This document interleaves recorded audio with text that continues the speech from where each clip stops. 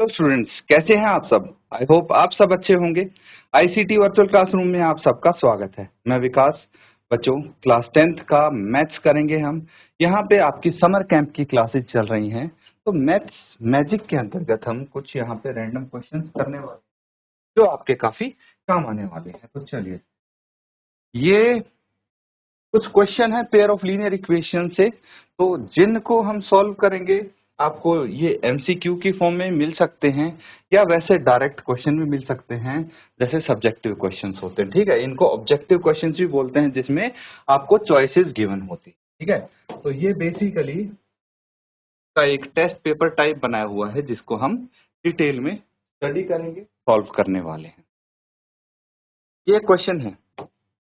अब देखिए, इसमें क्या बोला, half the perimeter of rectangular garden whose length is 4 metre more than its width is 36। Garden का एरिया क्या होगा।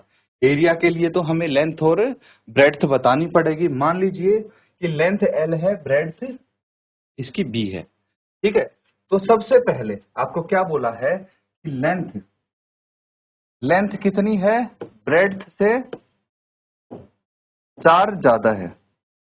ठीक है, ब्रेड्थ से 4 ज्यादा है लेंथ। ये होगी इक्वेशन 1। इक्वेशन 2 में क्या बोला है, इक्वेशन 2 में बोला है कि जो पेरीमीटर है वो कितना हो जाएगा, हाफ द पेरीमीटर, यानी लेंथ प्लस ब्रेड्थ। 2 नहीं करेंगे, अगर हाफ है तो ये 36 हो जाएगा। तो ये इक्वेशन 2 है। अब यहां से हम L और B की वैल्यू निकाल लेंगे। Put value of L in equation 2 from equation 1, तो क्या आ जाएगा, B plus 4 plus B equals to 36 है। तो L की वैल्यू क्या आई आपकी, B प्लस B 2B आ गया। 2B is equal to 36 minus 4, तो B कितना आ गया, 32/2। 2 से इसको कैंसिल आउट करेंगे, 16 आ गया B। B की वैल्यू 16 आई है, तो आप करेंगे is equal to 16 in equation 1। Equation 1 में B की वैल्यू 16 रखिए, तो L आ जाएगा यहाँ से 16 प्लस 4 दैट इज 20। तो यहाँ पे मुझे पता लग गया कि जो चौड़ाई है वो 16 मीटर है, लंबाई है 20 मीटर। एरिया क्या हो जाएगा, एरिया ऑफ रेक्टेंगल होता है length into breadth, length into breadth, यानी 16 इंटू 20। 20 लेंथ है, 16 ब्रेड्थ है। ठीक है, क्या आ जाएगा, 16 दूनी 32, 320 मीटर स्क्वायर। बहुत सिंपल, आपका आंसर आ जाएगा सिंपली ऑप्शन ए को आप टिक कर देंगे, यही सही उत्तर है। नोट कर लेंगे इसको, अगर डाउट है आप पूछ सकते हैं। तो इस तरह से अगर सिंपलर क्वेश्चन आएंगे तो आपका 1 या 2 मार्क्स में आ सकते हैं। नोट कर लेंगे इनको।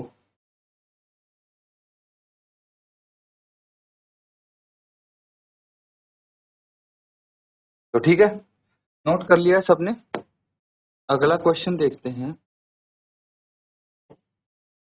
Fraction becomes 9/11 if 2 is added to both the numerator and denominator. If 3 is added to both the numerator and denominator, it becomes 5/6. Then the fraction is, fraction क्या होगी इनमें से, ये आपको बताना है। तो इसको सॉल्व करने के लिए सबसे पहले तो हमें फ्रैक्शन को मान लेना है x/y।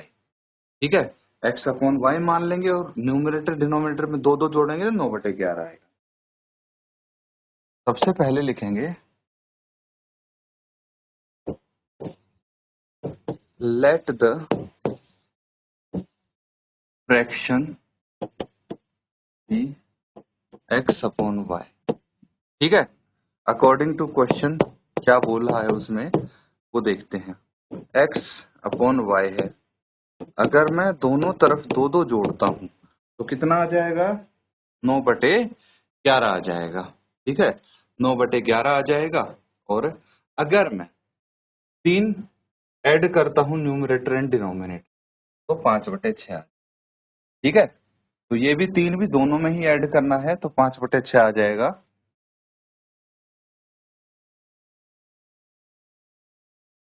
ठीक है, यहाँ से सबसे पहले हम एक इक्वेशन बनाने की कोशिश करेंगे। क्रॉस मल्टीप्लाई करो इसको, क्रॉस मल्टीप्लाई करेंगे तो x plus 2 is equal to 9 y plus 2, क्या 11x plus 22 equals to 9y plus 18। ठीक है, कितना हो जाएगा ये 11x minus 9y equals to 18 minus 22, ये हो गया 11x minus 9y equals to minus 4।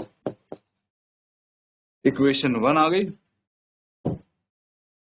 अब दूसरा क्या है, x plus 3 upon y plus 3 is equal to 5 upon, ये बोला गया है दूसरी कंडीशन में 5/6 आ जाएगा अगर न्यूमरेटर और डिनोमिनेटर में 3 जोड़ते हैं तो। बस इसी का यूज करते हुए हम क्रॉस मल्टीप्लाई करेंगे, 6 into X plus 3 is equal to 5 into Y plus 3, ये हो जाएगा 6x 6 18 5y plus 15, 6x minus 5y is equal to 15 minus 18, 6x minus 5y equals to minus 3। ये हो गई इक्वेशन 2। दोनों इक्वेशन आ गई आपके पास, इक्वेशन 1 इक्वेशन 2।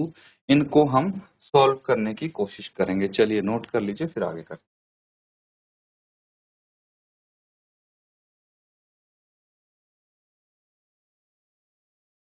ठीक है, नोट कर लिया सबने। चलिए अब इनको सॉल्व करने के लिए मैं क्या करता हूं, कोई भी एक मेथड का यूज करना पड़ेगा जिससे हम x और y की वैल्यू फाइंड आउट कर सकें। तो यहाँ पे अगर हम एलिमिनेशन मेथड का यूज करें तो देखिए, मुझे इसमें से इक्वेशन 1 को अगर 5 से और इक्वेशन 2 को अगर 9 से मल्टीप्लाई करूं तो मेरा आंसर आ जाएगा। तो मैं इक्वेशन 1 को 5 से, इक्वेशन 2 को 9 से multiply equation 1 by 5 and equation 2 by 9। Equation 1 को 5 से, इक्वेशन 2 को 9 से मल्टीप्लाई करें। 11 इंटू 5 55, 55x माइनस कितना है ये 5 से करना है ना, 5 into 9 45, y equal to minus 4 है ना, तो 5 के 20 माइनस 20, ये इक्वेशन 3 हो गई। ठीक है, तो यहाँ पे क्या करना है, इसको मल्टीप्लाई कर दिया मैंने कितने से 5 से, तो 11 5 55 और 9 5 45 4 5 20। एंड दूसरे को अब क्या करेंगे हम, 9 से मल्टीप्लाई करना है। तो 9 से क्या करेंगे, 9 इंटू 6 कितना होता है 54 minus 45 equals to 54 x minus 45 y equals to 9 into 3 9 तिया 27 माइनस 27 इक्वेशन 4। अब एक काम करिए, सब्ट्रैक्ट इक्वेशन 4 फ्रॉम इक्वेशन 3। ठीक है, दोनों को सब्ट्रैक्ट कर दीजिए। सब्ट्रैक्ट इक्वेशन 4 फ्रॉम 3 से इक्वेशन 4 अगर घटा देंगे तो क्या होगा, साइन इनके चेंज हो जाएंगे, जो प्लस में है वो माइनस में, जो माइनस में है वो प्लस में चला जाएगा। तो 55 माइनस 54 ये x आ गया, ये माइनस और प्लस 0 हो गया, इक्वल्स टू ये कितना आ जाएगा माइनस 20 प्लस 27, तो ये 7 आ गया। ठीक है, x कितना आ गया 7 आ गया। अब हमें वैल्यू पुट करनी है, सब्स्टिट्यूट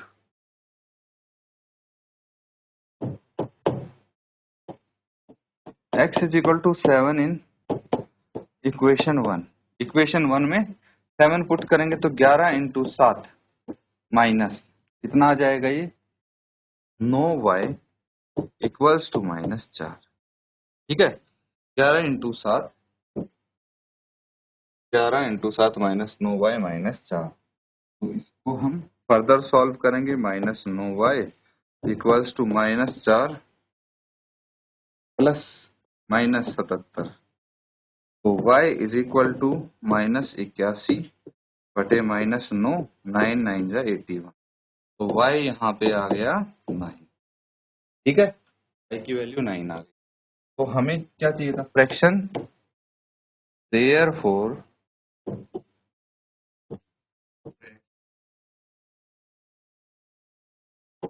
इज x कितना है, 7, 7/9। इसको आप वेरीफाई भी करके देख सकते हैं। अगर 2 ऐड करेंगे और 3 ऐड करके देखें तो क्या जो क्वेश्चन में कंडीशन दी है वो सेटिस्फाई करती है। अगर करती है तो आंसर ठीक है, अदरवाइज कुछ गड़बड़ है। तो इसको नोट कर लीजिए, ये आपका आंसर आ चुका है।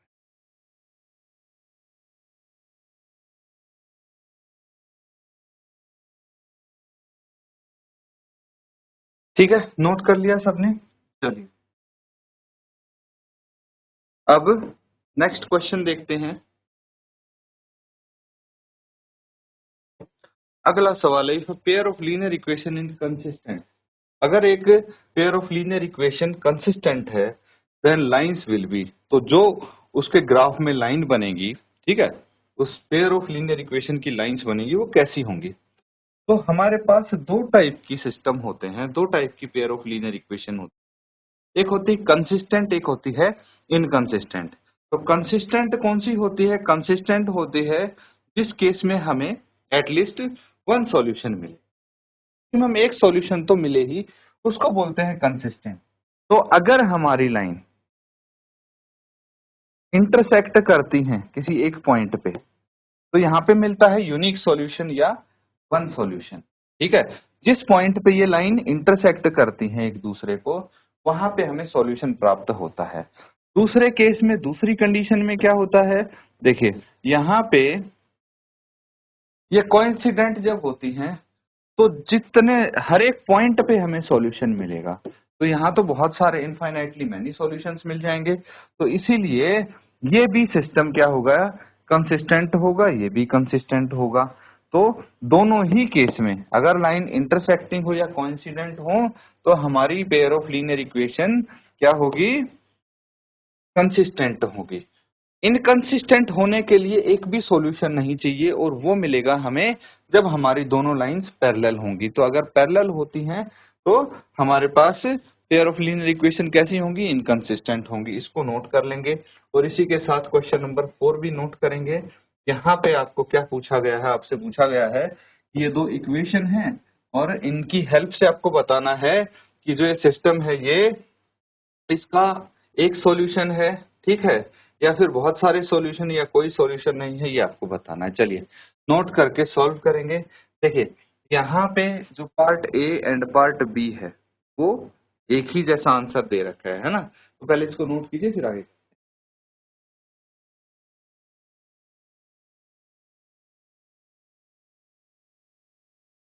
ठीक है, नोट कर लिया सबने। चलिए अब ये इक्वेशन लिख लेते हैं। पहले क्या है, 6x plus 3y equals to 6xy।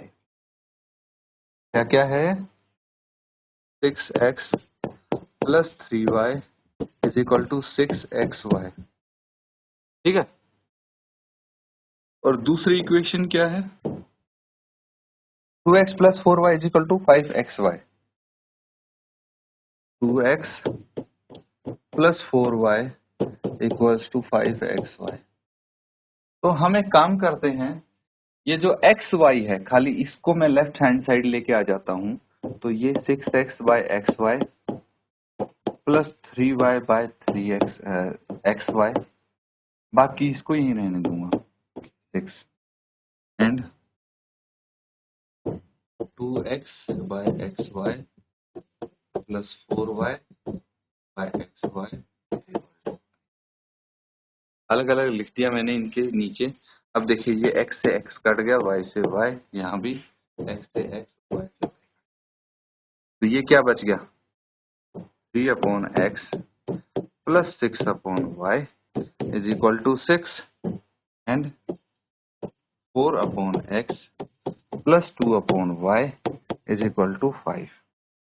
अब let 1/x is equal to u and 1/y is equal to v। तो ये क्या हो जाएगा, 3u plus 6v is equal to 6। Equation A का दूसरी इक्वेशन है 4u plus 2v is equal to 5। Equation 2। अब अगर मैं कंपेयर करूंगा, ठीक है, इनको कंपेयर कर लेते हैं जनरल इक्वेशन से। तो जनरल इक्वेशन से कंपेयर करने पे मुझे a1 यहाँ पे मिलता है 3, a2 मिलता है 4, b1 मिलता है 6, b2 मिलता है 2, c1 है 6 एंड c2 है 5। तो a1 बाय a2 कितना आ जाएगा? 3/4।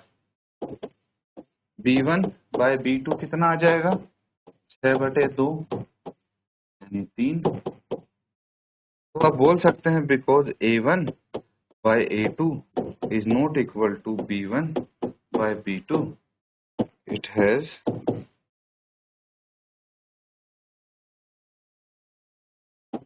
solution, unique solution. चलिए नोट कर लेंगे इसको और यही एक अप्रोप्रिएट आंसर देख के हम मार्क कर देंगे उसको, ठीक है, ऑप्शंस में। तो इसको नोट कीजिए, यहाँ पे कोई डाउट अगर है पूछ सकते हैं, अदरवाइज फिर नेक्स्ट क्वेश्चन।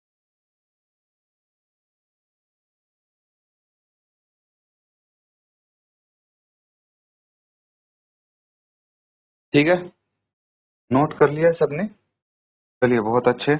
अब देखिए हमें पता लग गया है कि यहाँ पे यूनिक सॉल्यूशन होगा। क्या होगा? One unique solution. अब दो एक जैसे से दे रखे हैं but this seems more appropriate, तो हम part B as a correct option यहाँ पे लिख सकते हैं। ठीक है बच्चों, तो इसके बाद देखिए अगर नेक्स्ट क्वेश्चन आप देखेंगे तो ये भी कुछ सिमिलर है। सबसे पहले इसमें इक्वेशन बनाएंगे फिर सॉल्व करना है। यहाँ पे क्या बोला है? Sum of numerator and denominator of fraction is 18। तो मान लीजिए अगर फ्रैक्शन x अपॉन y है, अगर ये है फ्रैक्शन, तो पहली इक्वेशन तो आपकी x plus Y is equal to 18, यही आ गई। दूसरी equation denominator is increase by 2, fraction reduce to 1/3, इससे बना लेंगे और फिर हम x और y की वैल्यू फाइंड आउट करेंगे। चलिए इसको आप होमवर्क में कंप्लीट करेंगे, नोट कर। तो बच्चों कुछ क्वेश्चंस हमने प्रैक्टिस किए हैं, इनको आप रिवाइज जरूर करें। इसी के साथ आज का सेशन एंड करेंगे। Thank you and have a nice day.